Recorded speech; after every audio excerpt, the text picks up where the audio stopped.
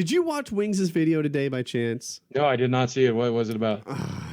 So I really wanted to get your take on this. Wings has decided that he doesn't like weighing in anymore, and he's going to stop doing that. And instead, he'll just sort of notice the difference in the way his clothes fit. And he's been eating everything in sight for the last couple of days, and it sounds like he's gained everything he lost and then some. His starting weight is actually really hard to figure out because I think he chooses it arbitrarily. But some therapists and some nutritionists will tell you not to concentrate too heavily on the scale. You don't want to get on it every day, and it's probably a good idea that you don't get on it much more often than say once a week. But weighing it occasionally is really important.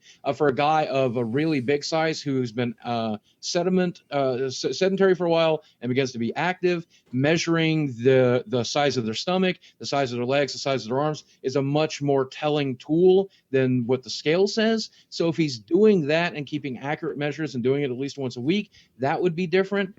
But if he's not using either of those tools to track progress, and he's not tracking progress, and he's eating like crap, then it just kind of sounds like he's in some level of denial, and someone needs to slap him upside the head. That's all I'm saying. Yeah, that's you mentioned. That's what he was doing. You know, the weekly weigh-in, and that's not what he's going to do anymore. Right. I've actually had a therapist.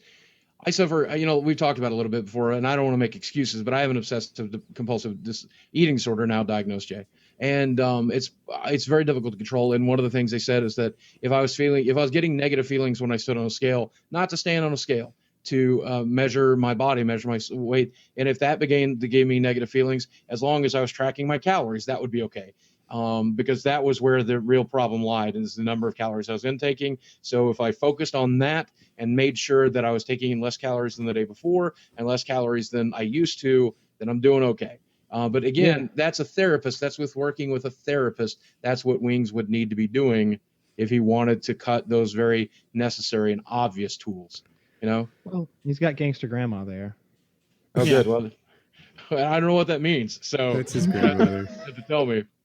He's just unfortunately surrounded by enablers. Yeah. Oh, yeah. Just woefully so. All of them, from what I can tell. A lot of the videos. I have been for the majority of my life. And it's only been until very recently with marrying my wife that I found somebody who will enable me in a very positive way.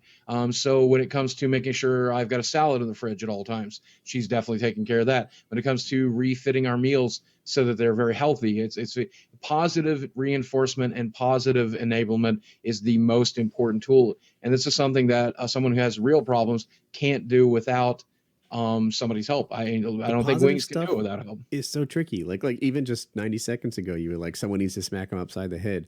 It's hard to be positive through his failures and attempts to quit all the time. I'll tell you that I spoke with DDP this week. And for those of you who don't know, I've been doing DDP yoga, and I've been doing a very loose version of it, something I can do in a chair the majority of the time, because it's very difficult for me to get on my feet or in the floor to do the real stuff that you'll get when you buy the discs or whatever. But I have been doing the DDP diet, lifestyle diet for sure.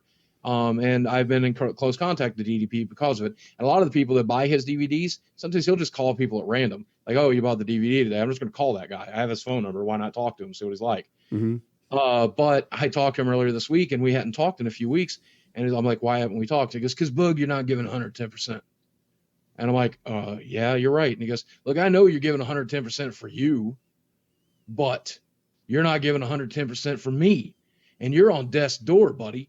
If you're not giving 110% of what I could do, you're not going to live. So until you're ready to give 110%, yeah, I'm not keeping as close an eye on you as I could be. And I'm like, yeah, but you got to realize I'm doing really good for me. And he goes, you're doing really good for you. And that's fucking hard to hear, because I have been weak, because I have relied on food too much, because I have fucked up. And that's the kind of tough love. But when he says that I'll be there for you when you give that 110%, that I'm there for you when the time comes, he's real with me, he's honest with me. That's the kind of tough love that I think is important. It makes the kind me wonder, is my rooting for Wings fair weather friend, right? Because I'm kind of mad at him. I'm mad at him for quitting. Yeah, he's like, mad at him too. I'm happier when I don't weigh myself. I'm happy. He used to just take it. He has these shirts. I don't know how big they are, but they're like 4 or 5X. And he just kind of fluffs it and says, look how loose it is. What do you mean I'm not losing weight? Come on, dude. No shit. But again, again, and a lot of people, when I talk about this stuff, man, I can't believe this is the only thing I'm going to end up getting to talk about tonight. But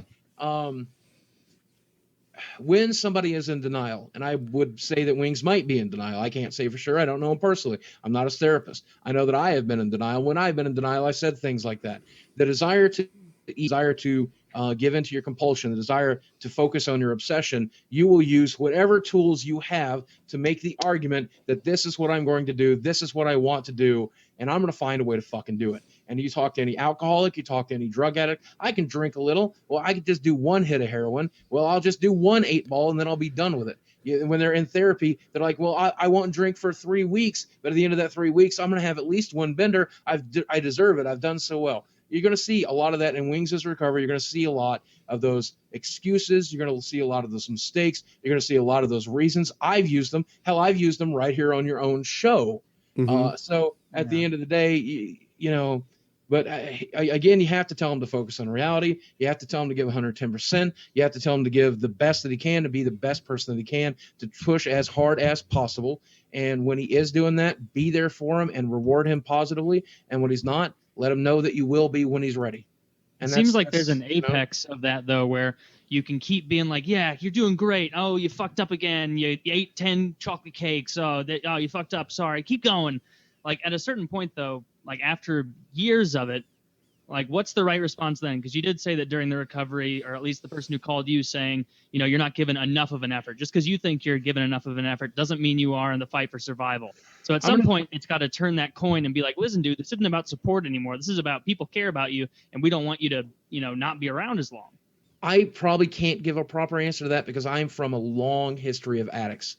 And not only that, but I've had friends and family that are electively addicts, like people that I'm not related to. I don't have to put up with this person, but I want to because I'm attracted to people who are addicts. Because that's the kind of people I know, and it's the kind of person I am. So I dealt with my father's alcoholism. I dealt with my mother's pill addiction. I dealt with my sister's issues, and I dealt with my brother's workaholism. I've dealt with, all of the stuff. I've loved a lot of addicts.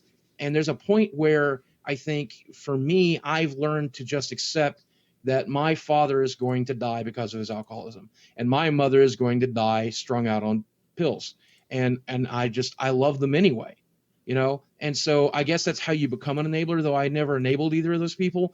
I loved them anyway. And that made it all the more difficult to not want to go there and help my mother, But it really depends, really, what you ever have to decide what's best for you. And you guys did that collectively with PKA, and I think it was an honest and smart, intelligent decision.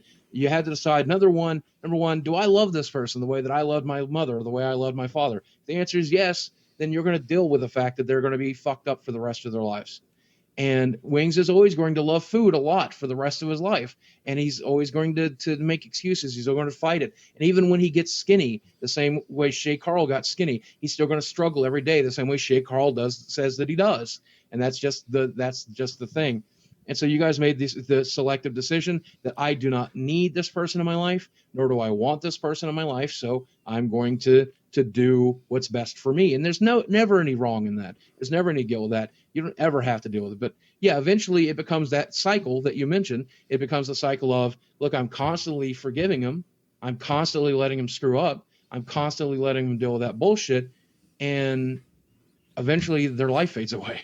Yeah. Wings isn't off the show because he ate too much. He's off the show because he didn't treat us well, right? And sometimes that would come and like he would just electively not do the show, even though he wasn't busy. He'd be like, just not doing it. He'd choose not to. He'd say he wasn't in the mood or something like that. What it really all comes down to, and I love the guy, and I'm just going to be as honest with you can. His addiction to food is just a host of all the different things that he has going on. There's a lot of different things going on, and I don't know the guy that well. I can't make excuses for him. I'm not going to argue for him or against him, but I'll just say that being overweight is just one of the many things on the list of things that he needs to work on. And I'm glad that he's working on all of them. And I'm glad that you guys made a positive decision for the show and for yourselves to do what you needed to do. That's why a lot of people, I've seen a lot of your friends go, oh, it would be kind of cool if Boogie was on the show more often. Well, I don't want to fucking piss him off. It's just a matter of time till I piss him off because I'm just as broken as Wings. At the end of the day, I'm just as broken as anybody else you know. I am the most high-functioning piece of shit you've ever met. You'd show up on my survival trip. You'd be there. Oh, I'd You love know, to, man. for me, I can't speak for everyone who made the call, but the survival trip didn't even bother me. It was like No, it didn't. No, Like, it I didn't. think it did if bother anything, it was you sort at of the like the time. straw that broke the camel's back. It sort of brought into focus, like, wait a minute, he fucks up a lot. This isn't the first time. I'm Yep. tired of being a beaten dog with this guy. It was, I think it was the month at Kyle's that really put him over the edge. Kyle, at least. yeah. Yeah. Oh, yeah. For me, it was like the repeated sort of throwing me under the bus. Whenever he was in trouble, I was like there as a friend to him. Whenever I was in trouble, crickets.